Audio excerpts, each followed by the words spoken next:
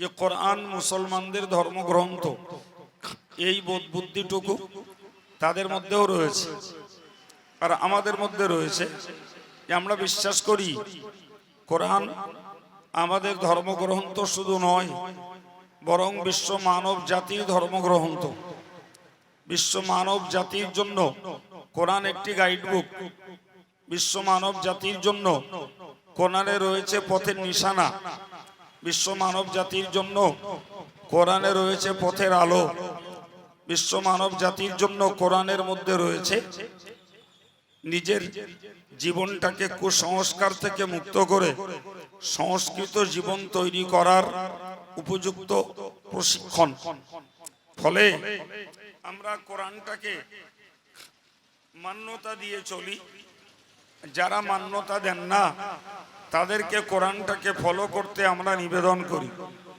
প্রিয় ভাই, আমি ছোট্ট আলোচনার উপরেই আপনাদের বক্তব্য শোনাবো। ভাই, কোরআন শরীফে আল্লাহ বলেছেন যালিকাল কিতাব লা রাইবা ফিহি, এই সেই কিতাব যাতে কোনো সন্দেহ নেই। এই সন্দেহ নেই কথাটির দুটি অর্থ পাবো। একটি অর্থ হলো কোরআন আল্লাহ পাকের পক্ষ থেকে এসেছে, এতে কোনো সন্দেহ নেই। কোরআন শরীফে আল্লাহ বলেছেন ওয়া ইন্নাহু লাতানজিলু রাব্বিল আলামিন, কোরআন অবতীর্ণ হয়েছে তামাম জগতের প্রতিপালক যিনি তার পক্ষ থেকে। আবার বলেছেন নাযালা বিহি রূহুল আমিন, এই কোরআনকে আমি নাজিল করেছি। রূহুল আমিন জিবরিল আলাইহিস সালামের একটি নাম। সুবহানাল্লাহ বলেন।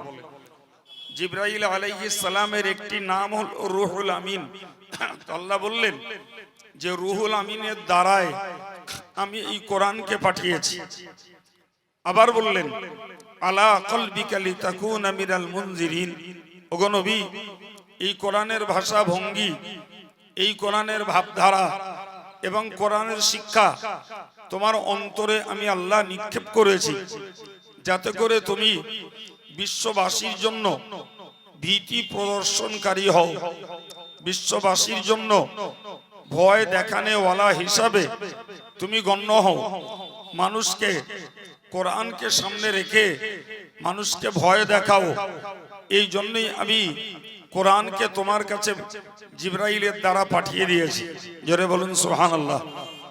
পাশাপাশি মহান আল্লাহ কোরআনকে জানিয়ে কোরআন সম্পর্কে জানিয়েছেন ওয়া আনজালনা ইলাইকা যিকরা লিতুবাইয়িনা লিন-নাস, ওগো নবী, আমি তোমার কাছে কোরআন নাজিল করেছি লিতুবাইয়িনা লিন-নাস, তুমি কোরআনের বর্ণনা মানুষের কাছে করবে, মানুষের কাছে কোরআনকে ব্যক্ত করে দেবে, কোরআনকে মানুষের কাছে ছড়িয়ে দেবে। মা নুজিলা ইলাইহিম, যা কিছু মানুষের প্রতি অবতীর্ণ করা হয়েছে। লাআল্লাহুম ইয়াতাফাক্কারুন, তাতে মানুষ ভাবনা চিন্তা করবে, মানুষ গবেষণা করবে, মানুষ কোরআনটাকে নিয়ে চর্চা করবে। এই জন্যই কোরআনকে তোমার কাছে দিয়েছি কুক্ষিগত করে রাখার জন্য নয়, বরং কোরআনকে দিয়েছি মানুষের কাছে ব্যক্ত করে দেওয়ার জন্য।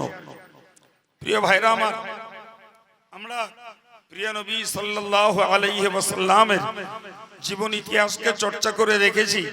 তিনি এ কোরআনকে সাহাবাই কেরামদের কাছে ব্যক্ত করেছেন, তাদের কাছে কোরআনকে বিতরণ করে দিয়েছেন এবং একটি অসভ্য বর্বর সমাজকে এই কোরআন দ্বারা সুশীল, সভ্য এবং মানবিক সমাজে পরিণত করেছেন। জোরে বলে। তিনি আলাদা করে কোনো মারণাস্ত্র ব্যবহার করেননি। তিনি মানুষকে ইসলামের পথে ফেরানোর জন্য এবং কোরআনের আলোকে গড়ার জন্য কোন রকমের সেনাবাহিনী ব্যবহার করেননি। তিনি সেখানে তাদের বিরুদ্ধে কোনো পাহারাদারি আর চৌকিদারি দেননি, শুধুমাত্র কোরআনের বার্তা তাদের কাছে শুনিয়ে দিয়েছেন। আলহামদুলিল্লাহ, এই শোনার বিনিময়ে তৎকালীন সময়ের মানুষেরা কোরআনের আলোকে তাদের জীবনটা গড়েছে। কারণ এটি মানুষের কোন সৃষ্টি করা কথা নয়, মানুষের রচিত কোনো বাক্য নয়, এ কোরআন তো মহান স্রষ্টা আল্লাহ পাকের কালাম। এ কোরআনের মধ্যে রয়েছে শান্তির কোরআনের মধ্যে রয়েছে শান্তির বার্তা, কোরআনের মধ্যে রয়েছে পথের দিশা, কোরআনের মধ্যে রয়েছে জান্নাতের রাস্তা, কোরআনের মধ্যে রয়েছে জাহান্নাম থেকে বাঁচার রাস্তা। একবার জোরে বলুন সুবহানাল্লাহ। সম্মানিত ভাইরা আমার, আমি পরের কথা আপনাদেরকে আরো শোনাবো। এই জন্য প্রিয় নবী সাল্লাল্লাহু আলাইহি ওয়াসাল্লাম বললেন যে মান ক্বালা বিহি ফাকাদ সাদাকা, যে লোকটা কোরআন দ্বারা কথা বলে সে সত্য কথা বলে।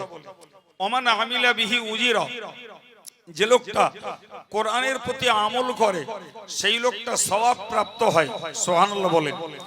ওমান হাকামা বিহি আদালা, যে লোকটা কোরআন দ্বারা সমস্যার সমাধান করে, যে লোকটা কোরআন দ্বারা বিচার ব্যবস্থা প্রয়োগ করে, যে লোকটা কোরআন দ্বারা জটিলতার সিদ্ধান্ত দেয়, আমার প্রিয় নবী বললেন ওই লোকটাই ন্যায় বিচার করে, ওই লোকটা সঠিক সমাধান দান করে।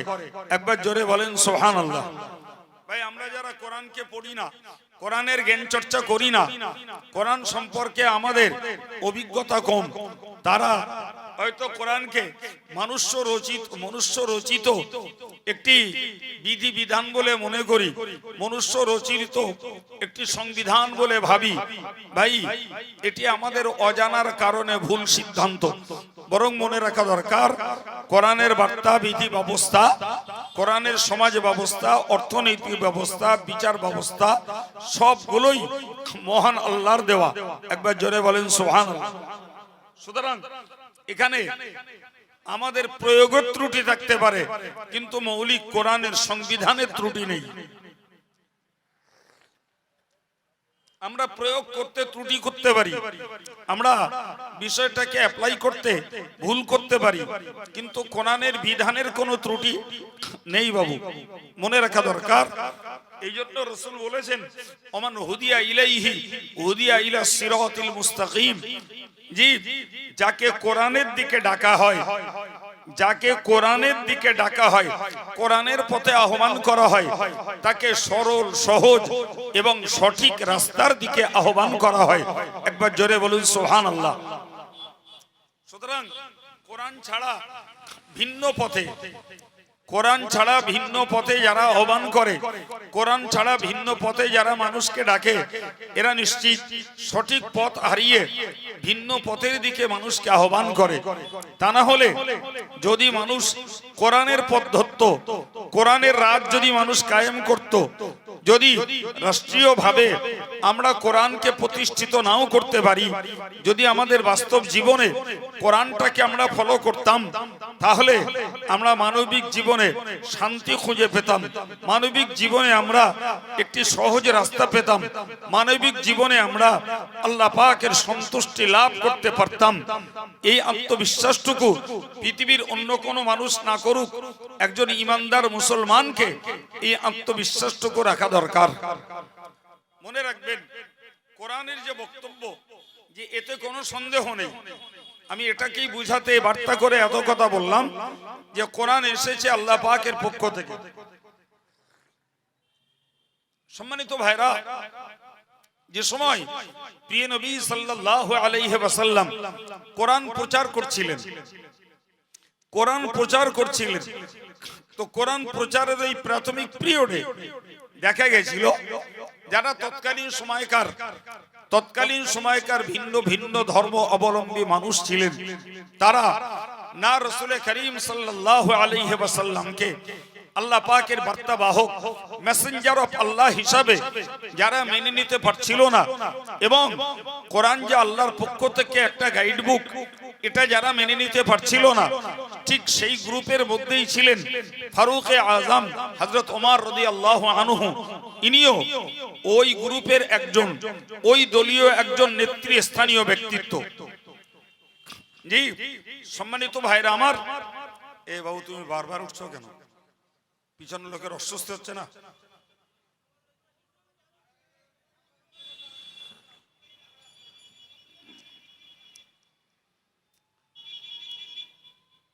হযরত ওমর ফারুক রাদিয়াল্লাহু আনহুর জীবনের তিনটি পরিস্থিতি তাকে ইসলামের প্রতি আকৃষ্ট করেছে। একবার জোরে বলুন সুবহানাল্লাহ। তিনটি বিষয়, তিনটিকে বিস্তার করে আমি আপনাকে শোনাতে হয়তো পারবো না, তবে সংক্ষিপ্ত আকারে আপনাদেরকে বলছি।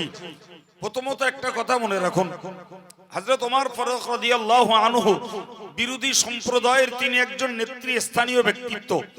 তিনি যখন রাসূল করিম সাল্লাল্লাহু আলাইহি ওয়াসাল্লামের বৈরিতা, শত্রুতা, তার জানের দুশমনি করছিলেন, ওই পিরিয়ডে তিনি হাতে উন্মুক্ত তলোয়ার নিয়ে রাসূল করিমকে মারার জন্য বাড়ি থেকে বার হলেন। প্রতিমধ্যে নাঈম নামীয় একজন ব্যক্তি, তিনি হযরত ওমরকে দেখতে পেয়ে বললেন, ওমর কোথায় যাচ্ছ? তো বলল, মুহাম্মাদের মাথা কাটতে। তো নঈম যখন এই কথাটি শুনলো, নঈম গোপনে গোপনে ইসলাম কবুল করেছিল। তো নঈম ইসলাম কবুল করলে তিনি বুঝেছিলেন ওমর যদি মারে তাহলে আমার নবীকেই মারবে। তো তিনি তার মোটিভটাকে চেঞ্জ করার জন্য, তার মুডটাকে নরমাল করে দেওয়ার জন্য তিনি বললেন, তুমি মুহাম্মদকে মারতে যাচ্ছ, ওদিকে তোমার ঘরে গিয়ে খোঁজ নাও, তোমার নিজের বোন ফাতেমা এবং তোমার নিজের ভগ্নিপতি সাঈদ, সেও ইসলাম গ্রহণ করেছে। হযরত ওমরের চক্ষুটা অগ্নিশর্মা হয়ে উঠল, তার রাগে তিনি ফেটে পড়তে চাইলেন। বললেন, কি বললে? বলে, আমি যেটা বলছি সত্য, তোমার নিজের বোন এবং তোমার নিজের ভগ্নিপতি এরা দুজনে ইসলাম কবুল করে নিয়েছে। তো এই কথা শুনে হযরত ওমর ওই নাঈমকে বললেন, নাঈম, তোমার কথা শুনে মনে হচ্ছে তুমিও ইসলাম কবুল করেছো। নাঈম দেখলেন, আমি যদি স্বীকার করি ইসলাম কবুল করেছি, তাহলে ওমরের তলোয়ার আমাকে ছেড়ে দেবে না। ফলে উনি বুদ্ধিমত্তার সঙ্গে এড়িয়ে গেলেন। উনি বললেন, আমি আমার পূর্ব বাপদাদাদের ধর্মের উপরে প্রতিষ্ঠিত আছি। এই যে কথাটি উনি বলেছেন, এটি উনি অ্যাকচুয়াল মিথ্যা বলেননি, যেটি হযরত ওমর ভুল বুঝেছেন। ভাই, পূর্ব পিতার ধর্মই হলো হযরত নবী ইব্রাহিম আলাইহিস সালামের ধর্ম। জোরে বলুন সুবহানাল্লাহ। আর একটু জোরে বলুন সুবহানাল্লাহ। আর হযরত ইব্রাহিম আলাইহিস সালাম ছিলেন, তিনি দ্বীনে হানিফ তথা সরল দ্বীন এই ইসলামের উপরেই প্রতিষ্ঠিত একজন নবী। একবার চিল্লে বলুন সুবহানাল্লাহ। হযরত ওমর বুঝেছিলেন যে নঈম তার পূর্ব পিতাদের ধর্ম মানে আমরা যে ধর্ম পালন করি নঈম ওই ধর্মই আছে। কিন্তু নঈম বুঝিয়েছিলেন, আমার পূর্ব পিতা বলতে মিল্লাতা আবিকুম ইব্রাহিম, তোমাদের জাতির জনক হযরত ইব্রাহিম আলাইহিস সালাম, সেই ধর্মের উপরেই আমি প্রতিষ্ঠিত রয়েছি। সুবহানাল্লাহ। এরপরে ওমর নঈমকে ছেড়ে দিল, তার প্রতি কোনো আক্রমণাত্মক ভূমিকা নেয়নি। চলে গেল নিজের ভগ্নিপতির বাড়িতে, বোনের বাড়িতে। যে দেখলো ঘরের দরজা লাগানো, ভিতরে কে যেন কি পড়ছেন, কে যেন কি পড়ছেন, শুধু না কাউকে কিছু শেখাচ্ছেন। উনি দরজায় টোকা মারলেন। ততক্ষণে ভিতরে পড়াচ্ছিলেন নবী পাকের সাহাবী হযরত হাবিব নামক একজন সাহাবী। হযরত বোন ফাতেমা এবং ভগ্নিপতি সাঈদ তাকে বললেন, ভাই আপনি আত্মগোপন করুন, আমার ভাই অত্যন্ত রাগান্বিত, ফলে তিনি আপনাকে মারতে পারেন। আপনি কেন ইসলাম শেখাতে, কোরআন শেখাতে, দ্বীন শেখাতে আপনি কেন মার খাবেন? তিনি আত্মগোপন করলেন। আত্মগোপন করতে দরজা খুলে দিলেন, দিয়ে বললেন, তোমরা কি পড়ছো? তো ওনারা জাতীয় ভাষায় বললেন, ইয়া আল্লাহ পাকের কালাম কোরআন শরীফ পড়ছি। জোরে বলেন, আর একটু জোরে বলেন। কোরআন পড়ছি। তখন হযরত হাবিব বোন আর বোনাইকে শেখাচ্ছিলেন কোরআন শরীফের 16 পারায় উল্লিখিত সূরা তাহা নামীয় একটি সূরা। এই সূরা তাহা তেলাওয়াত করে শোনাচ্ছিলেন তাদেরকে। হযরত ওমর বললেন, আমার কাছে দাও, আমি একটু পড়ব। জি, সেটি তখন কোন হাড়ের গায়ে লিখিত ছিল, কিন্তু কোরআনের একটা পবিত্রতা আছে। কোরআন বলেছে, লা ইয়ামাসসুহু ইল্লাল মুতাহহারুন তানজিলুম মির রাব্বিল আলামিন।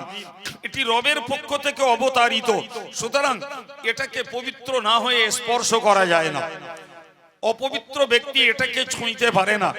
ভাই বিশ্বাস করুন, আমাদের গোসলের যোগ্য নাপাক না হওয়া পর্যন্ত এমনি উজু নাই, আমরা মুখে কোরআন পড়তে পারি কিন্তু কোরআনকে স্পর্শ করতে পারি না।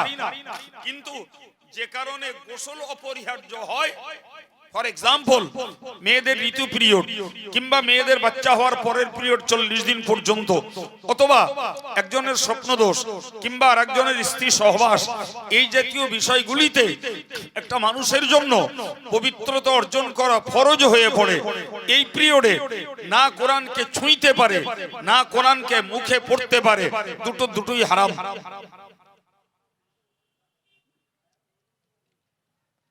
সম্মানিত ভাইরা, আমি আপনাদেরকে বলবো যে হযরত ওমর যখন কোরআনটাকে হাতে চাইছিলেন, বোন তাকে প্রচুর মার খেলেন। মার খাওয়ার পরেও বললেন যে এই কোরআনের মর্যাদা, এই কোরআনের পবিত্রতা, একে কখনো বিনা পবিত্রতায় স্পর্শ করা যায় না।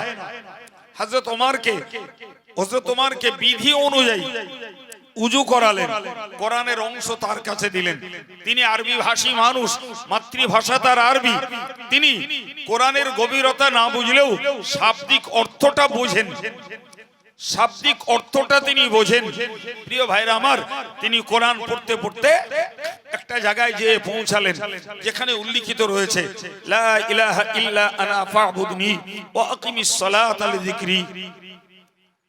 কোরআন শরীফে মহান আল্লাহ বললেন, লা ইলাহা ইল্লা আনা, আমি ছাড়া কোনো উপাস্য নেই, তোমরা আমারই উপাসনা করো, আমারই আরাধনা করো, আমারই গুণ গাও, আমারই পুজো অর্চনা করো, আমারই স্তব স্তুতি করো, আমার কাছে প্রণিপাত করো, আমার কাছে মাথা নত করো, আমার কাছে যাঞ্চা করো, আমার কাছে ভিক্ষা করো, সাহায্য আমার কাছে দাও, তো আমি তোমার অভাব পূরণ করাবো, আমি তোমার মনোবাঞ্ছাকে পূর্ণ করে দেবো, তোমার রুজির জিম্মাদার আমি, তোমার সুস্থতার জিম্মাদার আমি, তোমার শান্তির মালিক আমি। একবার জোরে বলেন সুবহানাল্লাহ। সুতরাং হযরত ওমর ফারুক রাদিয়াল্লাহু আনহু ওই পর্যন্ত পড়লেন। পরের অংশে রয়েছে ওয়া আকিমিস সালাতা লিযিকরি। হে তৌহিদপন্থী জনতা, হে একত্ববাদে বিশ্বাসী মানব সমাজ, হে একত্ববাদে বিশ্বাসী নারী আর পুরুষ, আমি আল্লাহ পাক তোমাদেরকে বলছি, আমাকে স্মরণ রাখার জন্য দৈনিক তোমরা নামাজ কায়েম করো। জোরে বলে, আরেকটু জোরে বলে। ভাই, দিনের 5 বার নামাজ কায়েম, এটি আল্লাহ পাকের জিকিরের একটি শ্রেষ্ঠতম জিকির। এটি আল্লাহকে স্মরণ করিয়ে দেয় বান্দার হৃদয়ে। বান্দা যখন নামাজে দাঁড়ায় তখন যেন বান্দা আল্লাহ পাকের সঙ্গে চুপি সারে গুপি ঘাপে কথা বলে। জোরে বলেন সুবহানাল্লাহ। প্রিয় ভাইরা আমার, হযরত ওমর ফারুক রাদিয়াল্লাহু আনহু এই কোরআনের অংশটুকু তিনি বুঝলেন, ইসলামের প্রতি আকৃষ্ট হলেন। ভাই, তার জীবনের এটি একটি ঘটনা। আরেকটি ঘটনা, তিনি রাসূল করিম সাল্লাল্লাহু আলাইহি ওয়াসাল্লামের এই জবানি কোরআন তেলাওয়াত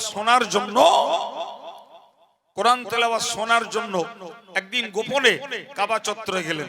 প্রিয় নবী তখন কোরআন পড়ছিলেন। তো কোরআন যখন তিনি পড়ছিলেন, উনি বেশ কিছুক্ষণ ধরে শুনলেন। বিসমিল্লাহির রহমানির রহিম, লা উকসিমু বিয়াউমিল কিয়ামাহ ওয়া লা উকসিমু বিন নাফসিল লাওয়ামাহ আয়াহসাবুল ইনসানু আল্লান নাজমা'a ইযামাহ বালা কাদিরিনা আলা আন নুসাওয়িয়া বানানাহ বাল ইউরিদুল ইনসানু লিয়াফজুরা আমামাহ ইয়াসআলু আইয়ানা ইয়াউমুল কিয়ামাহ। এই যে কোরআনের ছন্দ প্রকরণ, একটা বিচ্ছেদ্য মিল, প্রতিটি লাইনে লাইনে একটা সুন্দর কাঁথা মতির মতন একটা সাজানো বাক্য। ওই দিন রাসূল যেটা পড়ছিলেন, বিসমিল্লাহির রহমানির রহিম, আল হাক্কাতু মাল হাক্কা ওয়া মা আদরাকা মাল হাক্কা কাযাবাত সামুদ ওয়া আদুম বিল খারিয়া, এভাবেই তিনি পড়ছিলেন। তো হযরত ওমর কিছুক্ষণ শুনে শুনে তিনি ভাবলেন, এ কোরআন কোন কবির কবিতা, কোরআন কোন কাব্যগীতি, এটি কোন গায়কের একটা সাজানো কথা। সম্মানিত ভাইরা আমার, প্যারা নবী সাল্লাল্লাহু আলাইহি ওয়াসাল্লামের মুখ থেকে বেরিয়ে এলো, ওমা হুয়া বিকাউলি শাইর কলিলাম মা তুমিনুন। না না না, কোরআন কোন কবির কবিতা নয়, কোরআন কোন কাব্যগীতি নয়। কলিলাম মা তুমিনুন, যদিও ঈমান এনেছো তোমরা কম ব্যক্তি, কম মানুষ তোমরা এর প্রতি বিশ্বাস করেছো, কিন্তু সত্য কথা জানো কোরআন কোন কবির কবিতা নয়। সুবহানাল্লাহ। ওমর মনে মনে করলেন কোরআন কবির কবিতা, আর ওদিকে রাসূলের জবান থেকে জবাব এলো কোরআন কোন কবির কবিতা নয়। তখন হযরত ওমর ভেবেছিলেন কোরআন যদি কবির কবিতা না হয় তাহলে কোরআন নিশ্চিত হয়ে হবে কোন গণকের উক্তি, কোন জ্যোতিষীর উক্তি, যারা অন্তরের খবর রাখে। অন্যথায় আমি মনে মনে ভাবলাম কোরআন কবির উক্তি, এটা কেমনে মোহাম্মদ বুঝে তার জবাব দিল। ঠিক ওই মুহূর্তে আবার একটা আয়াত তার কানে চলে এলো, ওয়ালা বিকাউলি কাহিনিন কলিলাম মা তাযাক্কারুন। কোরআন কোন গণকের কথা নয়, কোন জ্যোতিষীর উক্তি নয়, যদিও কোরআনের উপদেশ নিয়েছো তোমরা কম মানুষ। সুবহানাল্লাহ বলে। ওমরের চোখ দাঁড়িয়ে গেল, হতবাক হয়ে গেল যে আমি ভাবছি কি আর মোহাম্মদ বলছে কি। আমি ভাবছি যা মোহাম্মদের মুখ থেকে তার জবাব পাচ্ছি, রহস্য কি, ঘটনা কি, ব্যাপারটা কি? তাহলে কোরআন কবির কবিতা নয়, গণকের উক্তি নয়, তাহলে এটা কি? তৎকালীন প্রিয় নবীর জবান থেকে আবার একটা উক্তি ভেসে এলো, তানজিলুম মির রাব্বিল আলামিন। এটি গোটা জগতের প্রতিপালক আল্লাহ পাকের পক্ষ থেকে মানব জাতির জন্য একটি সংবিধান। জোরে বলুন।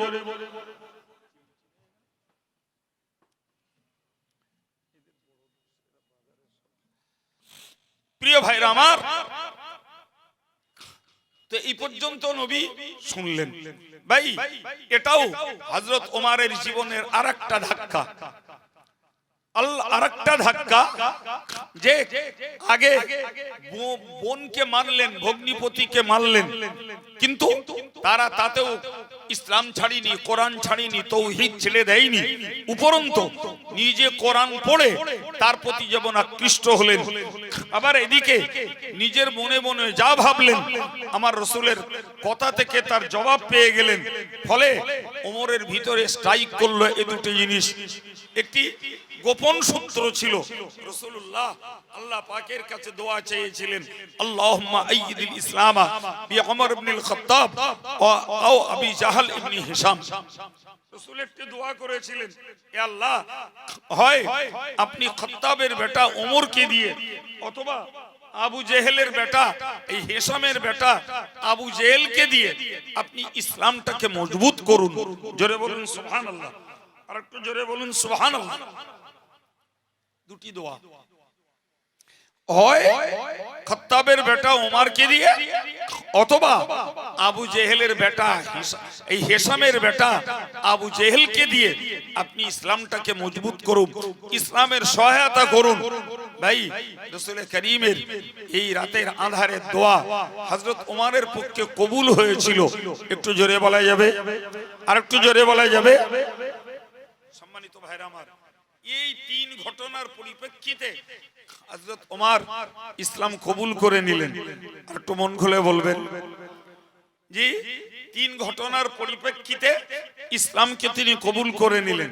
রাসূল তাকে তলোয়ারের ভয় দেখাননি, তাকে সেনাবাহিনীর ভয় দেখাননি, রাসূল তাকে অস্ত্রপাতির ভয় দেখাননি।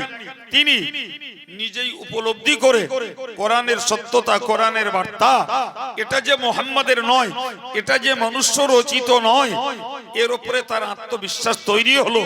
তবেই তো তিনি ইসলামের প্রতি আকৃষ্ট হয়ে মুসলমান হয়ে ইসলামের সহায়তা পৌঁছে দিলেন। একবার জোরে বলুন সুবহানাল্লাহ। আমি আপনাকে আবারও প্রমাণ করাতে চাইলাম যে কোরআন আল্লাহর পক্ষ থেকে এসেছে, এতে সন্দেহের কোনো জায়গা নেই, কোনো জায়গা নেই। আগের আয়াতেও বলেছি, এই আয়াতও তাই বলল, তানজিলুম মির রাব্বিল আলামিন। এটি গোটা জগতের পালনকর্তা মহান আল্লাহ পাকের পক্ষ থেকে অবতারিত। জি, কোরআনে আরো বলেছেন, বালুহা কোরআনুম মাজিদ ফি লাউহিম মাহফুজ।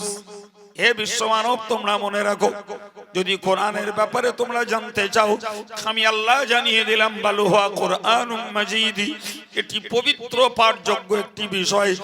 ফি লাউহিম মাহফুজ, যে কোরআন সংরক্ষিত ছিল সাত তবক আসমানের ঊর্ধ্বে আরশ মহল্লা স্মৃতি ফলক, যার কোরআনী নাম হলো লৌহে মাহফুজ। এই লৌহে মাহফুজে কোরআন সুরক্ষিত ছিল। সেখান থেকেই প্রয়োজন মতো আল্লাহ বিশ্ববাসীর দরবারে কোরআনকে পাঠিয়েছেন নবীর মাধ্যমে। আপনি বিষয়টাকে উপলব্ধি করুন যে কোরআন আল্লাহ পাকের পক্ষ থেকে অবতারিত একটি বিষয়, এতে কোনো সন্দেহের জায়গা নেই। এ প্রসঙ্গে আমি আপনাকে আরেকটা তথ্য দিই, ভালো করে মনে রাখুন। আমাদের হাজী সাহেব যারা হজ করেছেন তারা জানেন যে রাসূল করিম সাল্লাল্লাহু আলাইহি ওয়াসাল্লাম নবুয়ত প্রাপ্তির পূর্বে জি মাঝে মাঝে স্বপ্ন দেখতেন। আর মাঝে মাঝে যখন স্বপ্ন দেখতেন, হাদিস পাকে এসেছে হুব্বিবা ইলাইহি খালা, রাসূলুল্লাহর কাছে প্রিয় মনে হতো নির্জনতা। যখন রাসূলুল্লাহ স্বপ্ন দেখেন তো তার কাছে প্রিয় মনে হতো, ভালো লাগতো একটা নির্জন জায়গা। তো এই নির্জন জায়গা বাছাই করার জন্য যে জায়গাটিকে তিনি নির্বাচন করেছিলেন, ওই জায়গাটি হলো হেরা পাহাড়ের গুহা। সুবহানাল্লাহ। আর একটু জোরে বলেন। যা মক্কা শরীফ থেকে 3 মাইল দূরে অবস্থিত। এখন যদিও সেখানে মেন রোডের উপরে কিছু দোকান পসারি বাজার তৈরি হয়েছে, কিন্তু 1400 বছর আগে শুনশান ময়দান, সেখানে কেউ ছিল না। জি, ওই পাহাড়টার উপরে কারুর ওঠার দৈহিক সাধ্য ছিল না। বাবা, আমার প্রিয় নবী সাল্লাল্লাহু আলাইহি ওয়াসাল্লাম তিনি যখনই কোনো স্বপ্ন দেখতেন, তো স্বপ্ন দেখার পরে নির্জনতা তার কাছে ভালো লাগতো, ফলে তিনি হেরা পাহাড়ের ওই গুহায় গিয়ে অবস্থান নিতেন। ওখানে তিনি অবস্থান করছিলেন। ওইখানে আল্লাহ জিবরিল আমিনকে পাঠিয়ে দিলেন। জিবরিল আমিনকে পাঠিয়ে দিলেন। জিবরিল গেলেন, গিয়ে বললেন ইকরা, পড়ো পড়ো। সহিহ বুখারীর বর্ণনায় এসেছে রাসূল বলেছিলেন মা আনা বিকারইন, আমি পাঠক নই, পড়তে আমি জানি না, পড়া আমার কাজ নয়, আমি পড়িনি। সম্মানিত ভাইরা আমার, ইসলাম আধ্যাত্মিকবাদে বিশ্বাসী, ইসলামিক স্পিরিচুয়াল পাওয়ার, আধ্যাত্মিক শক্তিতে ইসলাম বিশ্বাসী। অন্যকে বিশ্বাস করেন না করেন সেটা আমার সমালোচনা নয়, ইসলাম আধ্যাত্মিক পাওয়ারে বিশ্বাসী। ফলে হযরত জিবরিল আলাইহিস সালাতু ওয়াস সালাম তিনি রাসূলুল্লাহকে কাছে নিলেন, বুকে চেপে ধরলেন, ছেড়ে দিলেন। একবার, দুবার, তিনবার, আর প্রত্যেক বারে বারে বললেন পড়ো। রাসূল বললেন আমি পড়তে জানি না। তৃতীয়বার ছেড়ে দেওয়ার পরে যখন বললেন পড়ো, প্রিয় নবী পড়তে শুরু করলেন। বিসমিল্লাহির রহমানির রহিম, ইকরা বিসমি রাব্বিকাল্লাযী খলাক, খলাকাল ইনসানা মিন আলাক, ইকরা ওয়া রাব্বুকাল আকরামুল্লাযী আল্লামা বিল কলম, আল্লামাল ইনসানা মা লাম ইয়ালাম। সুবহানাল্লাহ হবে না? আর একটু মন খুলে বলে, সবাই মিলে আরেকবার বলে। যে নবী কোরআন অবতীর্ণের পূর্বে কোন বই পড়েননি, কাউকে গুরু বলেননি, জি তিনি শিষ্যত্ব বরণ করে কাউকে মাস্টার বসাই বলে মেনে নেননি। এটা প্রিয় নবীর একটি বৈশিষ্ট্য, এটা প্রিয় নবীর একটি মিরাকেল, প্রিয় নবীর একটি মুজিজা, এটি অলৌকিকত্ব। যিনি কাউকে গুরু না বলে আর কোন বই পুস্তক কোরআন অবতীর্ণের আগে না পড়ে তিনি হয়েছেন সারা পৃথিবীর নিরক্ষর মহাপণ্ডিত। একটু জোরে বলে, আর একটু জোরে। এটা পৃথিবীর একটি আশ্চর্য ব্যাপার, যিনি না পড়ে হয়েছেন জগৎ গুরু। সুবহানাল্লাহ বলবেন না? একদম একদম একথা আব্দুল কাইয়ুমের গল্প না, যে কোনো মানুষ জি রাসূল করিমের বায়োগ্রাফি তার জীবন বৃত্তান্ত নিয়ে চর্চা করবে, তিনি আমার এই কথার সত্যতার প্রমাণ পেয়ে যাবেন যে তিনি কোরআন অবতীর্ণের পূর্বে কোনো জ্ঞান লাভ করেননি, কাউকে গুরু বলেননি, কারোর কাছে শিষ্যত্ব বরণ করেননি, কোনো বই পুস্তক পড়াপড়ি করেননি, অথচ সারা পৃথিবীর মহাশ্রেষ্ঠ পণ্ডিত তিনি হয়েছেন। কেন হবেন না ভাই? কোরআন বলেছে ও আল্লামাকা মা লাম তাকুন তাআলাম, নবী হে তুমি যা জানতে না আমি আল্লাহ তোমাকে শিখাইছি। কে শিখিয়েছে বাবা? আচ্ছা বাবা, আল্লাহ যাকে শেখায় মানুষের শিক্ষার প্রয়োজন হয়? মোটেই না, কোনো প্রয়োজন নেই। আল্লাহ যখন নবীকে শিখিয়েছেন কোরআন স্পষ্ট বলেছে। শুধু ওই নয়, আমরা শুনি হয়তো ভুলে যাই, কোরআন বলেছে আর রহমান আল্লামাল কোরআন, দয়াময় তিনি যিনি কোরআন শিখিয়েছেন। জোরে বলে। আমরা জানি সারা পৃথিবীর প্রথম কোরআনের ছাত্র রাসূলুল্লাহ নাকি? তাহলে আল্লাহ কোরআন কারে শিখিয়েছেন? বলেন না, কারে শিখিয়েছেন? রাসূলকে। কারে শিখিয়েছেন? তাহলে এই কোরআনের জ্ঞান আল্লাহই নবীকে দিয়েছেন, নবী আমাদের কাছে আল্লাহর নির্দেশ মতো বিতরণ করে দিয়েছেন। প্রিয় ভাইরা আমার, তো যে কোরআন রাসূল পড়লেন প্রথম জিবরাইলের আধ্যাত্মিক ফয়েজে, আধ্যাত্মিক প্রবাহে, ভাই এই তার জীবনের প্রথম জিবরাইলের সাক্ষাৎ, এই তার জীবনের প্রথম পড়া।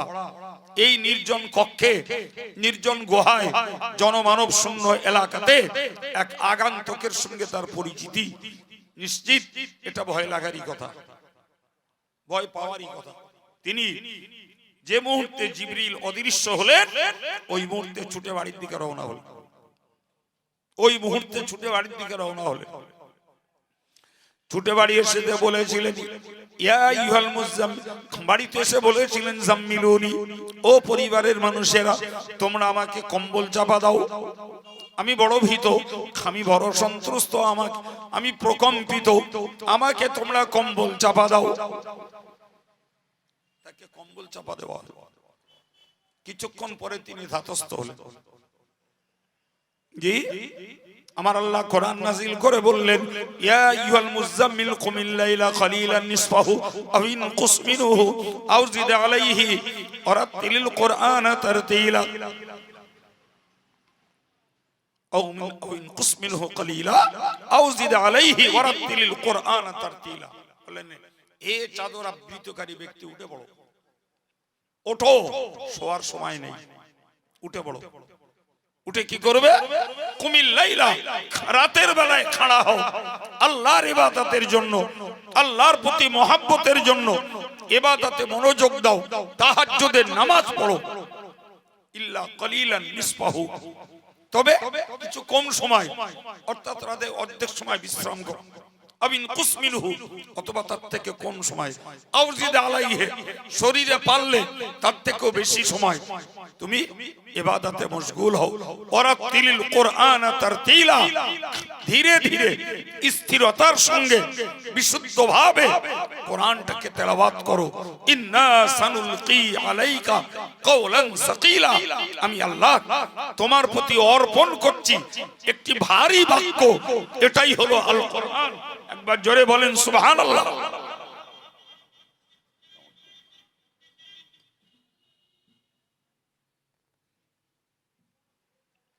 প্রিয় ভাই আমার, কোরআনের এই যে অর্থ, একটা পর্যায়ে যে নবী করিম সাল্লাল্লাহু আলাইহি ওয়াসাল্লাম পড়তে জানতেন না, অথচ জিবরাইলের আধ্যাত্ম প্রবাহে কোরআন পড়ার যোগ্যতা তার ভিতরে আল্লাহ পৌঁছে দিলেন, তিনি কোরআন পড়লেন। কিন্তু ভয়ে যখন বাড়ি এসে কম্বল মুড়ি দিলেন, আল্লাহ কোরআন নাজিল করে বললেন উঠে পড়ো, নামাজ পড়ো, রাতের অর্ধেক কিংবা বেশি সময় ইবাদত করো, তাহাজ্জুদ পড়ো, ধীরে ধীরে কোরআন তেলাওয়াত করো, আমি আল্লাহ তোমার প্রতি অর্পণ করব একটি ভারী বাক্য। প্রিয় ভাইরা, এই পর্যন্ত কোরআন নাজিল বন্ধ, কোরআন এ পর্যন্ত নাজিল বন্ধ 3 বছর একটানা। হাদিসের পরিভাষায় এটাকে বলা হয় ফাতরাতে ওহী, অর্থাৎ 2 ওহীর মধ্যবর্তী সময়। এই যে প্রথম অবস্থায় কোরআন নাজিল হলো, এরপরে 3 বছর কোরআন নাজিল হওয়া বন্ধ। 3 বছর পর তিনি একদিন মক্কার এক রাস্তা দিয়ে চলছিলেন। আচমকা রাসূল সাধারণত মাথা নিচু করেই চলতেন, মাথা নিচু করেই হাঁটতেন। আমাদের দেশে ঘরে যেটাকে বলে একটা কথা, ঊর্ধ্ব নজরে হাঁটা, এই হাঁটাটা আমার রাসূলের আদর্শের খেলাফ। রাসূল চোখ তুলে হাঁটতেন না, চোখ নিচু করে, মাথা নিচু করে সামনে নজর করে চলতেন। আল্লাহর খেলা, আচমকা চোখটাকে উঁচু করতেই দেখতে পেলেন 3 বছর আগে যাকে হেরা পাহাড়ের গুহায় দেখেছিলেন, আজকে তাকে দেখছেন তিনি আসমান এবং জমিনের মাঝখানে একটা ঝুলন্ত কুরসিতে বসে আছে। একবার জোরে বলেন, ঝুলন্ত একটি কুরসিতে বসে আছে। বলেন না, কাউকে যদি ঝুলন্ত চেয়ারে বসে থাকতে দেখা যায়, বাবা ভয় করবে না? করবে না? যে কোনো সাহসী মানুষ হোক, তার ভয় লাগাটা স্বাভাবিক। রাসূলুল্লাহ ভয় পেলেন। এ আবার যাকে দেখেছিলাম 3 বছর আগে হেরা পাহাড়ের গুহায়, এখন তাকে দেখছি একটি ঝুলন্ত কুরসিতে তিনি আসমান জমিনের মধ্যবর্তী স্থানে বসা। ব্যাপারটা কি? তিনি আবার একদম পুরো ইউটার নিয়ে উল্টো পথে ছুট মারলেন বাড়ির মুখে, সোজা খাদিজার কাছে পৌঁছে গেলেন। যে বললেন, দাসসিরুনি, এ খাদিজা, আমাকে জলদি করে চাদর আবৃত করো, জলদি করে চাদর আবৃত করো। জি, আম্মা জান খাদিজাতুল কুবরা রাদিয়াল্লাহু আনহা তাকে চাদরে মুড়ে নিলেন, জড়িয়ে নিলেন। কিছুক্ষণ পরে ধাতস্থ হলেন। কিছুক্ষণ পরে, সম্মানিত ভাইরা আমার, জিবরিল আলাইহিস সালাতু ওয়াস সালাম ছিলেন ওই ঝুলন্ত কুরসিতে বসা সত্তা। তিনি জিবরিল আমিন, অন্য কেউ নন। তিনি যথারীতি নবীর সঙ্গে চলে এসেছেন তার বাড়ি পর্যন্ত। হযরত আম্মা জান খাদিজাতুল কুবরা রাদিয়াল্লাহু আনহা নবীকে বলেছিলেন, ইয়া রাসূলুল্লাহ, যাকে আপনি দেখলেন, যাকে দেখে ছুটে এসেছেন, তাকে কি আপনি এখনো পর্যন্ত দেখতে পান? জিবরিল আলাইহিস সালামকে তিনি এখনো কি দেখতে পান? এই কথা জিজ্ঞাসা করতে নবী নজর খুলে তাকিয়ে দেখলেন, ও খাদিজা, ওই তো আমার দরজার সামনে, আমাদের ঘরের দরজার সম্মুখে তিনি দণ্ডায়মান, তিনি এখনো খাড়া রয়েছেন। হযরত খাদিজাতুল কুবরা রাদিয়াল্লাহু আনহা একটি বুদ্ধির পরিচয় দিলেন। তিনি ওই মুহূর্তে পরীক্ষামূলকভাবে নিজের দেহের উপরের অংশের আবরণটুকু, কাপড়টুকু নগ্ন করে রাসূলুল্লাহকে বুকের উপরে তিনি তাকিয়া লাগানো মতো হেলান দিয়ে নিলেন এবং রাসূলুল্লাহকে বললেন, ইয়া রাসূলুল্লাহ, আপনি এবার দেখুন না, যাকে এতক্ষণ দেখছিলেন তাকে আর দেখতে পান কিনা? প্রিয় নবী তাকিয়ে দেখলেন, না না, তাকে তো আর দেখা যায় না। একবার জোরে বলেন সুবহানাল্লাহ, আর একবার মন খুলে বলুন সুবহানাল্লাহ। ইমানদার মুসলমান ও বিশ্ব মানব, আপনাকে মনে রাখার দরকার, ওই জমানায় খাদিজার মতো একজন বুদ্ধিমতী মহিলা, তিনি তার বুদ্ধিমত্তার পরিচয় দিয়ে বললেন, ইয়া রাসূলুল্লাহ, ইয়া হাবিবাল্লাহ, শুনুন, আমি আপনাকে অভয় বাণী দিচ্ছি, আমি আপনাকে অভয় বাণী দিচ্ছি, যিনি আপনার পিছনে এসেছেন ইনি শয়তান শ্রেণীর কেউ নন। একবার জোরে বলেন। কেমনে বুঝলে খাদিজা? হযরত খাদিজা বললেন, ইয়া রাসূলুল্লাহ, যদি এটি শয়তান শ্রেণীর কেউ যদি হতো, শয়তান সব সময়ের জন্য নারীদের খোলা দেহ, মেয়েদের নগ্ন দেহ দেখতে বড় ভালোবাসে, সুতরাং শয়তান শ্রেণীর কেউ যদি হতো, আমি খাদিজা এখন আমার দেহের উপরের অংশটা নগ্ন হয়েছি, আবরণটাকে দূরে সরিয়ে দিয়েছি, আমার দেহের নগ্ন অংশটুকু দেখতে শয়তান দাঁড়িয়ে যেত, কিন্তু তিনি যখন সরে দাঁড়িয়েছেন, নিশ্চিত আপনি মনে রাখুন, এটা কোন পবিত্র সত্তা, এটা কোন আল্লাহ পাকের পক্ষ থেকে দূত হবে, তারই জন্য তিনি আমার নগ্ন দেহ দেখতে লজ্জা পেয়ে সরে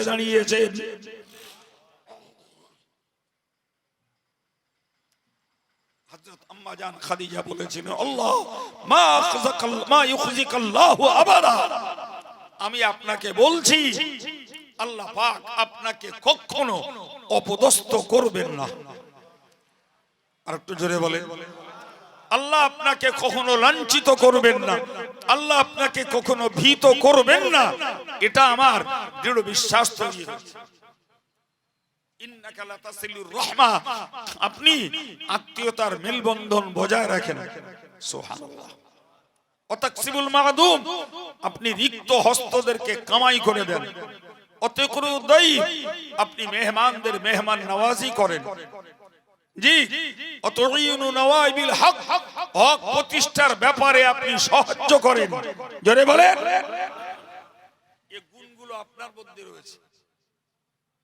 জি, সুতরাং আল্লাহ আপনাকে কখনো অপদস্থ করবেন না। জি, এরপরে রাসূল একটু ধাতস্থ হলেন, তাকে চাদর মুড়ি দেওয়া হলো, তিনি শুয়ে পড়লেন। শুয়ে ঘুমিয়ে উঠলেন, ঘুমিয়ে মানে তদ্দের আচ্ছন্ন ভাব এলো, উঠে পড়লেন। উঠে পড়ে বললেন, হে খাদিজা, আজ আমার প্রতি আবার কোরআনের অংশ অবতীর্ণ হয়েছে। বিসমিল্লাহির রহমানির রহিম, ইয়া আইয়ুহাল মুদাসসির কুম ফাআনজির ওয়া রাব্বাকা ফাকাব্বির ওয়া সিয়াবাকা ফাতাহির ওয়ার রুজজা ফাহজুর ওয়া লা তামনুন তাস্তাকসির। এই নবী, হে কম্বল আবৃতকারী, চাদর আবৃতকারী, উঠে পড়ো, উঠে পড়ো। কুম, খাড়া হও। ফাআনজির, মানুষকে আমি আল্লাহর ভয় দেখাও, মানুষকে কবরের ভয় দেখাও, মানুষকে মৃত্যু যন্ত্রণার ভয় দেখাও, মানুষকে হাসরের ভয় দেখাও, মানুষকে আযাবের ভয় দেখাও। জি, ওয়ারাব্বাকা ফাকাব্বির, আর তোমার রবের মহানত্ব বর্ণনা করো। তুমি মানুষকে শুনিয়ে দাও আল্লাহু আকবার। আর একটু জোরে বলেন, ওয়ারাব্বাকা ফাকাব্বির, তোমার রবের তাকবীর পড়ো। তার মানে তোমার রব যে মহান, তোমার রব যে সর্বোচ্চ, তোমার রব যে সর্বশ্রেষ্ঠ, এটি তুমি আল্লাহু আকবার শব্দের মাধ্যমে প্রচার করে দাও। আর কি করো? ওয়াসিয়াবাকা ফাতাহির, ওগো নবী, তোমার দেহের আবরণগুলো পবিত্র করো, তোমার অভ্যন্তরীণ হৃদয়টাকে তুমি সূচি পবিত্র করে নাও, তোমার আবরণটাকেও পবিত্র করো। ওর রুজজা ফাহজুর, যত নোংরামি, যত নাপাকি, যত অশুচি রয়েছে এগুলোকে ত্যাগ করো। ওয়ালা তামনুন তাস্তাকসির, আর মানুষের কাছে সহানুভূতি কোড়ানোর জন্য মানুষের প্রতি সহানুভূতি দেখিও না, মানুষের কাছে তুমি মূল্য নেওয়ার জন্য মানুষের প্রতি দয়াদ্র হও না। ভাই, এই জাতীয় কয়েকটি বাক্য তার প্রতি অবতীর্ণ হলো। আমার এই কথাগুলো কোরআন থেকে আপনাদের কাছে শোনাবার পিছনে একটাই স্বার্থ হলো এইটুকু বুঝিয়ে দেওয়া যে কোরআন শয়তানের কাব্য নয়। আপনাদের মনে পড়বে 1984 সালের সময়, জি, সালমান রুশদি তিনি একটি বই লিখেছিলেন, বইটির নাম দিয়েছিলেন দি স্যাটানিক ভার্সেস, যার মানে হলো শয়তানের কাব্য। অপদার্থ লেখক সালমান রুশদি, নামটা শুনলে মুসলমান মনে হয়, কিন্তু ভদ্রলোক অ্যাকচুয়ালি ইহুদি। সে তার কলমে ইংরেজিতে বইটি লিখলো, যে বইটি বোঝাতে চাইলো কোরআন হলো শয়তানের বাক্য। আর একটু জোরে বলেন, সারা বিশ্ব জুড়ে তার বিরুদ্ধে তোলপাড় হলো। ভারতবর্ষের তৎকালীন সময়ে ধর্মপরায়ণ মুসলমানরা এদের কণ্ঠে কণ্ঠ মিলিয়ে তোলপাড় করেছিল। আমার ভালো মনে পড়ে আমার অল ইন্ডিয়া সুন্নাতুল জামাতের পক্ষ থেকে আমরাও এর বিরুদ্ধে গর্জে উঠে তৎকালীন প্রধানমন্ত্রী জি প্রয়াত রাজীব গান্ধীর কাছে আমরা এর বিরুদ্ধে প্রচুর লোকের দরখাস্ত করে সিগনেচার করে জমা করেছে। আমার ভালো মনে আছে। সম্মানিত ভাইরা আমার, আমি আপনাকে বোঝাতে চাই যে সালমান রুশদি কোরআনটাকে শয়তানের কাব্য বলল, এতটুকু সেন্স যদি থাকতো তাহলে এটা শয়তানের কাব্য না আল্লাহ পাকের পক্ষ থেকে পবিত্র দূত জিবরাইল মারফত পাঠানো আল্লাহর কালাম, এতটুকু বোঝার জন্য যথেষ্ট ছিল। হযরত আম্মা জান খাদিজা রাদিয়াল্লাহু আনহার ওই পরীক্ষা, যখন তিনি কাপড় আবৃত ছিলেন ততক্ষণ জিবরাইল সেখানে খাড়া ছিল, কিন্তু যখনই আবরণ খুলে ফেলে নগ্ন হয়েছেন জিবরাইলকে আর সেখানে দেখা যায়নি। এতেই প্রমাণ করেছে ঐতিহাসিক এই ঘটনা থেকে এটা বয়ে নিয়ে এসছে কোন শয়তান নয়, শয়তানের দূত নয়, বরং আল্লাহ পাকের দূত জিবরিল আলাইহিস সালাম এই বাক্যকে বয়ে রাসূলের কাছে নিয়ে এসেছেন। জোরে বলেন ভাই। কোরআন স্পষ্ট বলেছে, ওয়ালাউ তাকাব্বালা আলাইনা বা'দাল আকাবিল লা আখাযনাহু মিনহু বিল ইয়ামিন সুম্মা লাকাতানা মিনহুল ওয়াতিন।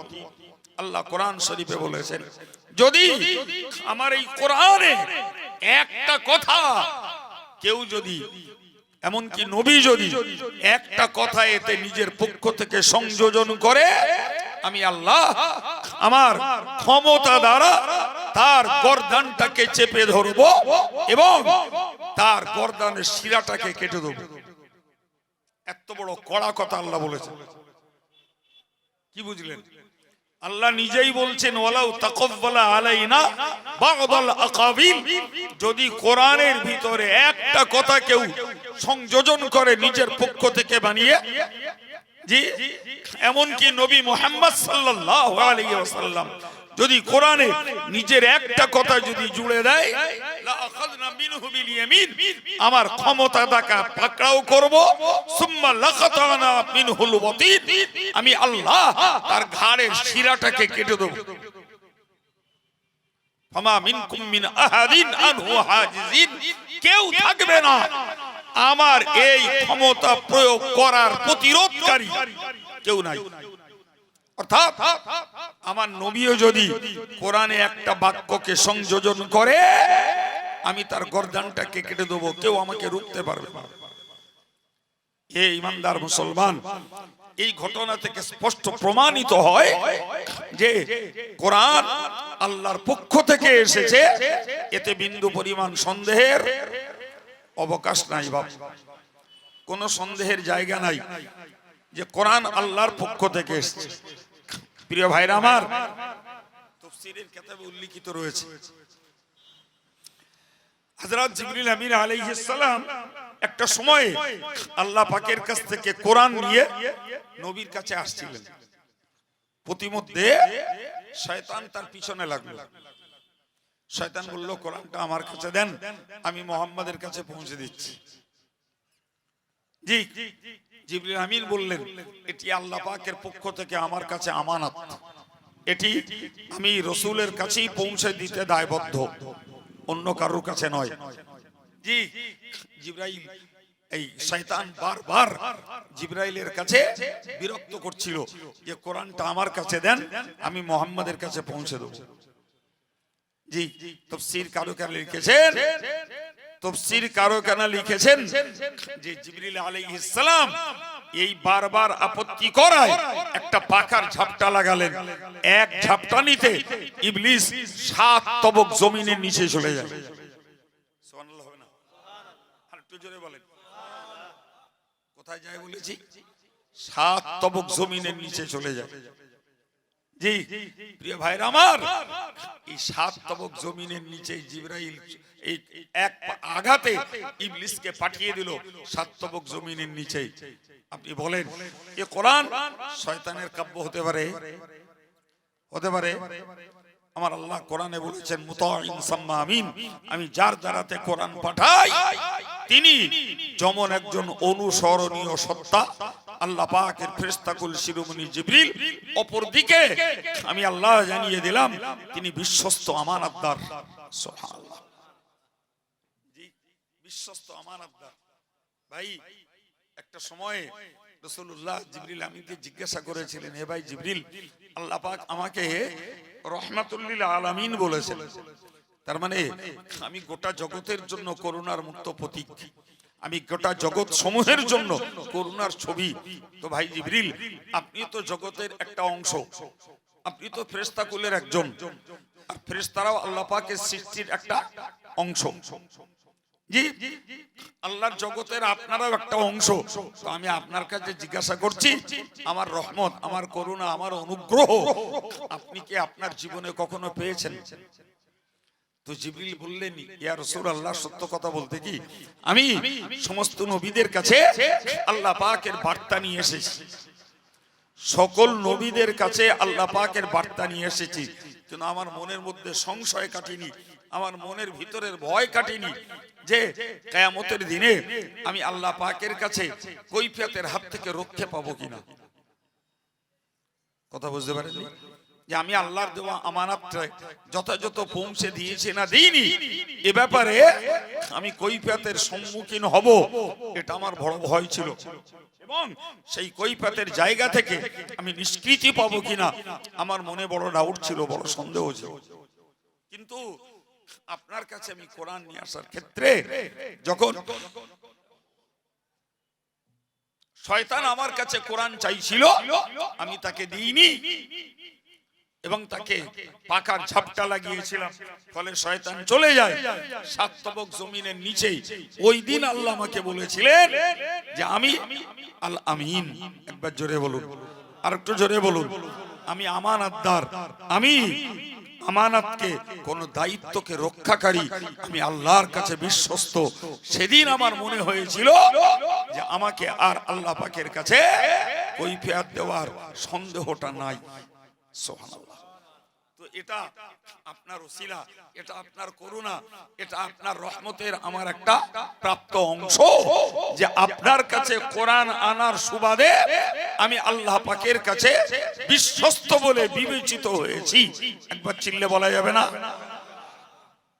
সম্মানিত ভাইরা আমার, আমি আপনাকে একদম গোছানো ভাষায় জি তথ্য সঙ্গে সংযোজন রেখে বোঝানোর চেষ্টা করেছি। একটা দিক যে কোরআন আল্লাহর পক্ষ থেকে অবতারিত, সুতরাং যেখানে মনুষ্য রচিত কিছু, সেখানে ভুল ত্রুটির সম্ভাবনা বিদ্যমান, সেখানে স্বার্থের সম্ভাবনা বিদ্যমান, সেখানে পক্ষপাতিত্বের সম্ভাবনা বিদ্যমান। ঠিক না ভুল? কিন্তু আল্লাহ পাক যে বার্তা পাঠিয়েছেন এখানে স্বার্থ নেই, আল্লাহ যে বার্তা পাঠিয়েছেন সেখানে ভুলের সম্ভাবনা নেই, সেখানেই রয়েছে শুধু শান্তির বার্তা। জি, আজকে দুঃখের সঙ্গে বলতে হয়, জানেন, মাঝে মধ্যে আমাদের দেশে কিছু কিছু মানুষের চেলায় কামড়ানোর মতন বিষ ওঠে। জি, চেলায় কামড়ানোর মতন বিষ ওঠে। যখনই মাথায় বিষ ওঠে তখন বলে মুসলমান মৌলবাদ, যখন মাথায় বিষ ওঠে তখন বলে এরা লড়াকু জাতি, যখন মাথায় বিষ ওঠে এদের তখন এরা বলে যে মুসলমান, এরা হলো পশ্চাৎপদ জাতি। যখন মাথায় বিষ ওঠে তখন বলে মুসলিম পার্সোনাল ল উৎখাত করো, যখন মাথায় বিষ ওঠে তখন বলে কোরআন প্রচার বন্ধ করো, যখন মাথায় এদের বিষ ওঠে তখন বলে মসজিদগুলো অস্ত্র কারখানা, যখন এদের মাথায় বিষ ওঠে তখন বলে মাদ্রাসাগুলো সন্ত্রাসী শিক্ষা দেওয়া হয়। নাউজুবিল্লাহ বলে, আরেকটু জোরে বলে। আমি ভারতবর্ষের এই মিথ্যাচার সাংবাদিকতা যারা করে, জি এদেরকে কণ্ঠজ্ঞান দেওয়ার জন্য বলছি, মনে রাখবেন জার্নালিস্ট, সাংবাদিকতা একটা পবিত্র আদর্শ, সাংবাদিকতা একটা সত্য সংবাদ প্রচারের গুরুদায়িত্ব, সাংবাদিকতা হলো একটা পবিত্র, প্রকৃতপক্ষে একটা সত্য বার্তা প্রচারের একটা জিম্মাদারি। সুতরাং আজকে যারা ভারতবর্ষের সাংবাদিকতা করতে যে মিথ্যাচার করে এবং মসজিদে অস্ত্র কারখানা, মাদ্রাসায় সন্ত্রাসী শিক্ষা দেওয়া হয়, এই জাতীয় মিথ্যা অপপ্রচার করে করে একটি জাতিকে, ভারতবর্ষের দ্বিতীয় বৃহত্তম সংখ্যাগরিষ্ঠ নাগরিক মুসলমানদেরকে যারা এও লাঞ্ছিত করতে যায়, মুসলমানদেরকে যারা কোণঠাসা করতে যায়, মুসলমানদেরকে যারা বিষ বাক্যে বিদ্ধ করতে যায়, আমি এদেরকে কণ্ঠজ্ঞান দেওয়ার জন্য বলছি, তোমরা মসজিদ সম্পর্কে ন্যূনতম কণ্ঠজ্ঞান রাখো না। মসজিদে অস্ত্র কারখানা আছে, মসজিদে এক আল্লাহর ইবাদতের জন্য, মসজিদ আল্লাহর জিকিরের জন্য, মসজিদ আল্লাহর নামাজের জন্য, মসজিদ তাসবিহ তেলাওয়াতের জন্য, মসজিদ মুরাকাবা মুশাহাদা ধ্যান মগ্ন হয়ে আল্লাহকে পাওয়ার জন্য মসজিদ। জি, মিথ্যুকের দল, অপপ্রচারকের দল, অশান্তি প্রিয় সাংবাদিকের দল যারা এই মিথ্যাচার করে এবং ফেক নিউজ মিথ্যা খবর প্রচার করে করে আর এক জাতিকে উস্কানি দেয়, ভাই নিশ্চিত এরা মনে রাখুন এদের খবর আছে, এদের পরিণতি ভয়ঙ্কর। আমি সাবধান করতে চাই, আপনারা আপনাদের সাংবাদিকতার পবিত্রতা রক্ষা করুন। জি, কিছুদিন আগে শুনছিলেন না যে বাংলাদেশে হিন্দু ভাইদের অস্তিত্ব রক্ষা বড় কঠিন হয়ে গেছে? মিথ্যা কথা, ওভার 100% মিথ্যা কথা। বাংলাদেশের হিন্দু ভাইয়েরা যথেষ্ট আদরে সমাদরে এবং মুসলমানদের সহানুভূতিতে তারা বাংলাদেশে উদার প্রাণে বাস করছে। জি, দেখুন মায়ের থেকেও মাসির দরদ বেশি। বাংলাদেশের হিন্দুরা, হিন্দু ভাইয়েরা শান্তিতে পুজো পার্বণ করছে, শান্তিতে তাদের ধর্মীয় আচার অনুষ্ঠান করছে, মুসলমানরা তাদেরকে পাহারাদারি করছে। আর এখানকার কটা সাম্প্রদায়িক রয়েছে, তাতে দু একটা রাজনৈতিক কুসংস্কার আচ্ছন্ন নেতা জুটেছে যারা শুধুমাত্র উস্কানি দিয়ে দিয়ে ভারতবর্ষের পবিত্রতা নষ্ট করছে, হিন্দু মুসলিমের ভ্রাতৃত্ব বোধ নষ্ট করছে। ভারতবর্ষের কোন রাজনৈতিক দলের কুখ্যাত এক নেতা এইরকম উস্কানি দিয়ে দিয়ে হিন্দু মুসলমানের বিভেদ সৃষ্টি তৈরি করতে চেষ্টা করছে। তাদের নাম নিতেও আমার ঘৃণা লাগে। এরা মানুষের চামড়া পরে হিংস্র বাঘের থেকেও জঘন্য আচরণ করছে। এরা মানুষের চামড়া পরে সিংহের থেকেও ক্ষিপ্র। এরা মানুষের চামড়া পরে কুত্তার থেকেও জঘন্য। যারা মানুষের মাঝে, জি ভাই, ধর্ম ভিত্তিক আলাদা হতে পারে হিন্দু মুসলিম, মানুষ ভিত্তিক আলাদা নয়, রক্ত ভিত্তিক আলাদা নয়, ব্যবহার ভিত্তিক আলাদা নয়, ব্যবসা ভিত্তিক আলাদা নয়, রাজনৈতিক ভিত্তিক আলাদা নয়, সমাজ ভিত্তিক এরা আলাদা নয়, অর্থনীতিতে আলাদা নয়। ধর্মের জায়গায় যে যার জায়গায় কথা বলে। সুতরাং রাজনৈতিক আর অরাজনৈতিক ব্যক্তিত্ব যারা যারা একটা জাতিকে কালিমা লেপন করে, একটা জাতির প্রতি বিশুদ্ধার করে, একটা জাতির প্রতি সাম্প্রদায়িক উস্কানি দিয়ে দিয়ে যারা ভারতবর্ষের মিলনের ক্ষেত্রে বিচ্ছেদ, ভারতবর্ষের খণ্ডতার ভিতরে অখণ্ডতা আনতে চাইছে, হিন্দু মুসলিম জৈন খ্রিস্টানের মিলন মেলা ভারত, এর মাঝে যারা বিভেদের আগুন জ্বালাতে চেষ্টা করছে, আমি সারা ভারতবর্ষে সর্বধর্মের লোকেদেরকে বলবো যে আপনারা এই কুরুচিকর মন্তব্য থেকে বাঁচুন এবং নিজেরা নিজেদের জায়গায় সর্বধর্মের মাঝে ভ্রাতৃত্বের মেলবন্ধন বজায় রাখুন। তাতে রাজনীতি, সমাজনীতি, অর্থনীতি, ব্যবসা নীতি, সমাজনীতি সবগুলোই শান্তির সঙ্গে চলবে। ভাই, এরা জানেন এরা নিজেরা সন্ত্রাস সৃষ্টি করে আর দোষ দেয় দাড়িওয়ালা টুপিওয়ালা মাদ্রাসায় পড়া ছাত্র আর আলেমদের। এদের যদি কাণ্ঠজ্ঞান থাকতো যে মাদ্রাসায় কি পড়া হয় একবার খোঁজ নিয়ে আসি। জি, শিশুর যে কাণ্ঠজ্ঞান আছে ইসলামী মাদ্রাসাগুলোতে কি পড়ানো হয় এতটুকু কাণ্ঠজ্ঞান এই দেশের তথাকথিত রাজনীতিবিদদের মাথায় নেই। জি, নাম বললে প্রত্যেকটা মানুষ, ছেলে বুড়ো মাঝবয়সী বাচ্চা সবাই জেনে ফেলবে যে এই সেই জন্তু যে মুসলমানদের বিরুদ্ধে বিশুদ্ধার করে সাম্প্রদায়িকতার বিষ বাক্য তুলে তুলে ভারতবর্ষের সর্বস্তরের ধর্মীয় নাগরিকদের মাঝখানে বিচ্ছেদ তৈরি করতে চাচ্ছে।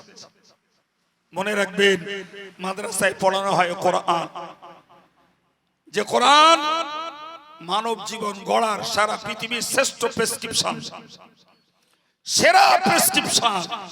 এটাকে যারা ঔষধ হিসেবে কাজে লাগাবে তাদের জীবন মানবিকতায় ধন্য হবে, তাদের জীবনে ভ্রাতৃত্ব বোধ আসবে, তাদের জীবনে মানুষের প্রতি দরদ আসবে, তাদের জীবনে মানুষের ভিতরে মর্যাদা দেওয়ার প্রবণতা তৈরি হবে, তাদের জীবনে বাপ মায়ের প্রতি মর্যাদা বাড়বে, তাদের জীবনে সামাজিকতা, অর্থনীতি, রাজনীতিতে শান্তি ফিরে আসবে। যারা এই কোরআনকে নিজেদের জীবনের গাইড বুক হিসেবে মান্যতা দেবে, তারা সৃষ্টির শ্রেষ্ঠ মহামানব হযরত মুহাম্মদ সাল্লাল্লাহু আলাইহি ওয়াসাল্লামকে চিনবে, স্রষ্টা হিসাবে আল্লাহকে তারা চিনবে। তারা বিশ্বাস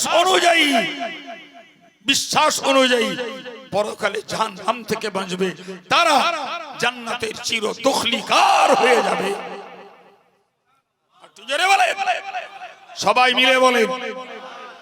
সুতরাং কোরআন সন্ত্রাস শিক্ষা দেয় না, কোরআন শান্তির শিক্ষা দেয়, কোরআন মানবতার শিক্ষা দেয়, কোরআন ভ্রাতৃত্ববোধের শিক্ষা দেয়, কোরআন সর্বধর্মের মর্যাদা শিক্ষা দেয়, কোরআন মানবতা শিক্ষা দেয়, কোরআন মানব অধিকার রক্ষা করার তাকিদ দেয়। জি প্রিয় ভাইরা আমার, সেই কোরআনের বিরুদ্ধে বিশুদ্ধার করে বলা হয় জি মাদ্রাসাগুলোতে, কোরআনী মাদ্রাসাগুলোতে সন্ত্রাসের শিক্ষা দেওয়া হয়। 2002 সালে পশ্চিমবাংলার একজন প্রয়াত মুখ্যমন্ত্রী তিনি কথা বলেছিলেন। জি আবার কিছুদিন চলছিল, আবার মাথায় বিষ উঠে গেছে, হালে আবার বলা ধরেছে, এই হালে আবার বলছে। জি আমি কালকে একটা বাইরে বলেছি যে ভারতবর্ষের ইন্টেলিজেন্স ব্যুরো আছে, গোয়েন্দা দপ্তর আছে, এদের উচিত মাদ্রাসাগুলোতে এসে 2-4 দিন ডালির পানি খাওয়া। ডালির পানিটা যদিও বলিনি, তবে বলেছি এদের মাদ্রাসাগুলোতে এসে দেখা উচিত এরা কি পড়ায়, কি পড়ে, কিভাবে ছাত্রগুলোকে তৈরি করে, এদের সারা দিনের রুটিন কি, এরা টাইম টু টাইম কি করছে। ভাই যেখানে মাদ্রাসায় সকালবেলা উঠে ফজরের নামাজ হয়, তারপরে কোরআন তেলাওয়াত হয়, তারপরে ছেলেরা পড়তে বসে, তারপরে টিফিন করে, 8টা বাজলে ক্লাসে বসে, জি 1:30 পর্যন্ত ক্লাস করে, জোহরের নামাজ পড়ে, খায়, বিশ্রাম করে, আসর বেলা মাঠে ঘাটে একটু টাইম পাস করে, মাগরিবের নামাজ পড়ে, আবার পড়তে বসে, জি 8:30 বাজলে খেয়ে নেয়, আবার এশার নামাজ পড়ে, এরপরে আবার পড়তে বসে রাত 12টা, 1টা, 1:30, 2টো। যে যেমন ব্রেনি, যে যেমন স্মার্ট, সে তেমন ক্লাস পড়াশোনা করে, আবার একটু বিশ্রাম করে, সকালবেলায় আবার উঠে ফজরের নামাজ পড়ে, জি কেউ তাহাজ্জুদ পড়ে রাতের বেলা। এই চলে যাদের দৈনিক রুটিন। ভাই এরা সন্ত্রাসের ট্রেনিং নেয় না কখন? বলেন না, এরা সন্ত্রাসের ট্রেনিং নেয় না কখন? জি সারা ভারতবর্ষ জুড়ে 30,000-এর বেশি মসজিদ আছে। সুবহানাল্লাহ বলেন। এই মসজিদগুলো রুটিন কি? মসজিদগুলো রুটিন, ফজর বেলা মুয়াজ্জিন সাহেব দরজা খুলে আজান দেয়, মুসল্লিরা এসে ফজরের জামাতে নামাজ পড়ে তাসবিহ তেলাওয়াত করে, কেউ চলে যায়, কেউ বসে বসে জিকির করে করে ইশরাকে নামাজ পড়ে বাড়ি যায়। জোহর পর্যন্ত মসজিদ তালা মারা, জোহরে আজান হলো, দরজা খুললো, নামাজ হয়ে গেল, জি মুয়াজ্জিন আছেন, ইমাম আছেন, দরজা খোলা রইল। জামাতে যারা নামাজ পড়তে পারেননি তারা আসে নামাজ পড়ে, আসরের আজান হয় নামাজ পড়ে, মাগরিব পর্যন্ত আবার কেউ বসে কোরআন পড়ে, কেউ জিকির করে, কেউ বাজার ঘাট করতে চলে যায়, মাগরিবে আজান হয় চলে আসে, আজান হয় নামাজ পড়ে, এরপরে তাসবিহ তেলাওয়াত করে, কেউ বা চা পানি খেতে যায়, এসে এশার নামাজ পড়ে, আজান হলো, এশার নামাজ পড়ে নিল, তারা দরজায় তালা পড়ে গেল, মুসল্লিরা যে যার পাড়ে চলে গেল। এরা অস্ত্র ট্রেনিং নেলে কখন? প্রত্যেকটা মসজিদের গ্রাউন্ড আছে, অনেক মসজিদের সঙ্গে মক্তব মাদ্রাসা রয়েছে, অনেক মসজিদের সঙ্গে অল ইন্ডিয়া সুন্নাতুল জামাতের প্রচলিত মডেল মাদ্রাসা আছে, অনেক মসজিদের সঙ্গে ঈদগাহ অ্যাটাচড আছে। সারা ভারতবর্ষের কোন ধর্মের নাগরিক যদি একবার সত্য একটা রেকর্ড করে দেখাতে পারে যে অমুক মসজিদে নামাজের পরে কি রাত্রিতে এসার পরে এখানে জঙ্গি প্রশিক্ষণ চলছিল, তাহলে আমি আব্দুল কাইয়ুম মুসলমানদের একজন নাগরিক দায়িত্বশীল খাদেম হিসেবে বলছি, সেই মসজিদকে সবার আগে আমি আন্দোলন করে তালা মেরে দেবো।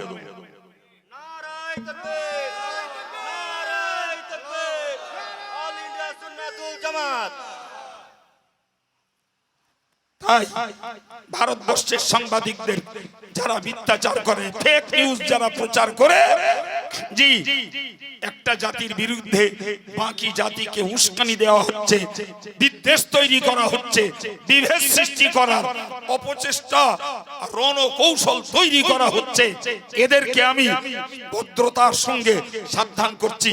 জ্ঞানকাণ্ড জোগাড় করুন। মাদ্রাসাগুলো কি হয় দেখুন, মসজিদগুলো কি হয় দেখুন।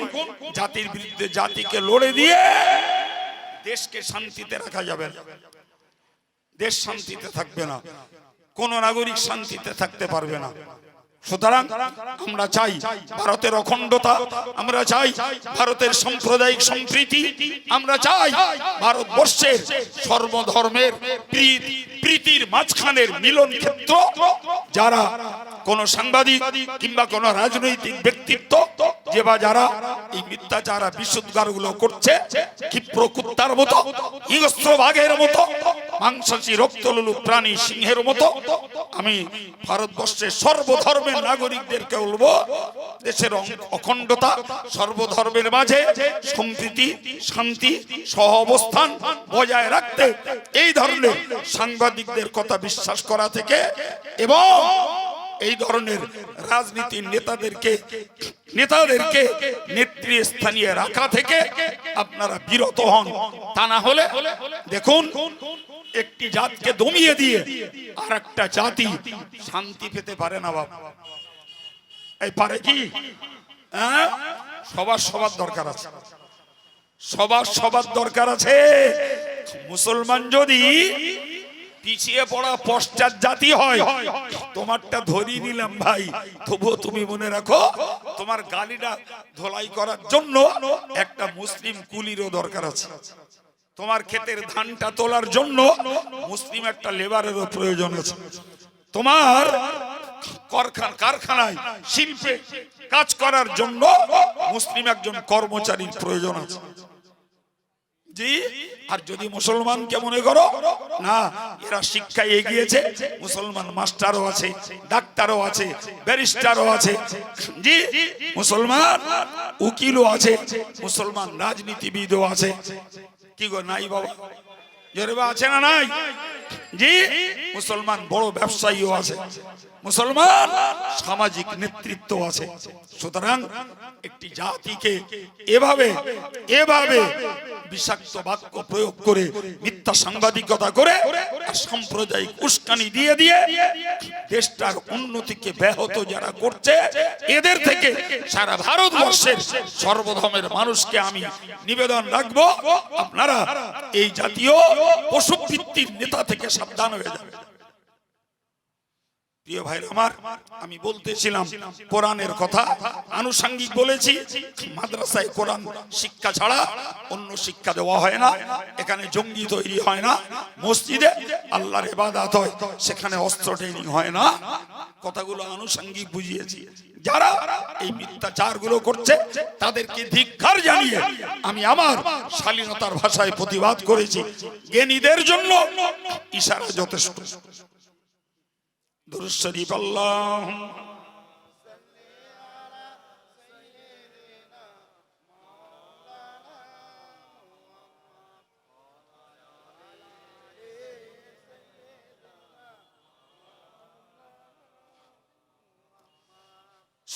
সম্মানিত ভাইরা, সুন্দর ভরা মজলিস, আমার আলোচনা শোনার জন্য আপনাদেরকে ধন্যবাদ। আমাদের বাকি একটু দোয়া, তার আগে গুটি কথক বিক্ষিপ্ত কথা। নাম্বার 1, আপনারা জানেন অল ইন্ডিয়া সুন্নাতুল জামাতের সুবৃহৎ ইসলামী উচ্চ শিক্ষা প্রতিষ্ঠান একদম আপনাদের বুকের উপরে, জি আল্লামা রুহুল আমিন রহমাতুল্লাহ আলাইহির স্মৃতি জামিয়া রহমানিয়া, যার বাৎসরিক ইসালে সওয়াব আগামী 1লা 2রা 3রা ফাল্গুন, সেখানে আপনাদের দাওয়াত দিচ্ছি। প্রতি বছর এই জলসায় প্রচার করি 20 টাকা 10 টাকার একটা কুপন নিয়ে একটু খেদমতের জন্য। 2023 সালে আপনাদের মতো খেটে খাওয়া নিম্নবিত্ত মধ্যবিত্ত উচ্চবিত্ত মানুষদের দানে 2,01,65,000 টাকা এই প্রতিষ্ঠানের খরচ, যার পরিচালনায় সরকারি 10 টাকা নাই, সমস্তটাই দিন দরদি, ইসলাম দরদি, সিলসিলা দরদি, হানাফি মাযহাবের দরদি মানুষদের দান। সুবহানাল্লাহ বলেন। আগামী দিনেও সেই খরচের ব্যয়ভার রক্ষা করতে আপনাদের কাছে আমার একান্ত অনুরোধ, আমার গাড়িতে বিল কুপন আছে, দয়া করে একটু নেবেন। আজকের মজলিসের শেষে সকলের জন্য তাবাররুকের দাওয়াত, সে তাবাররুকও আপনাদের দেওয়া। আমি মাত্র 10 মিনিটের জন্য আপনাদের কাছে দাবি রাখছি যে আগামী বছর এই তাবাররুকের জন্য কে কি পারেন, কিভাবে পারেন, অন্যান্য বছর যেমন দিয়ে থাকেন একটু চটজলদি বলুন, চটজলদি বলুন।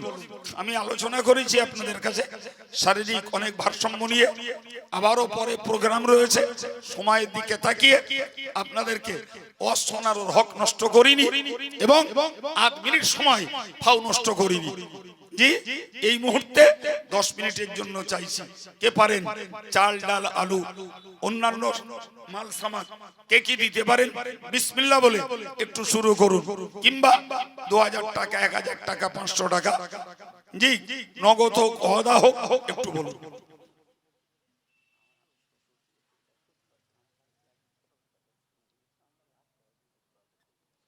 আমাদের আব্দুল গফফার ভাই আলহামদুলিল্লাহ তার দুটো ছেলে হাফেজ হয়ে মাওলানা পড়ছে জামিয়াতে।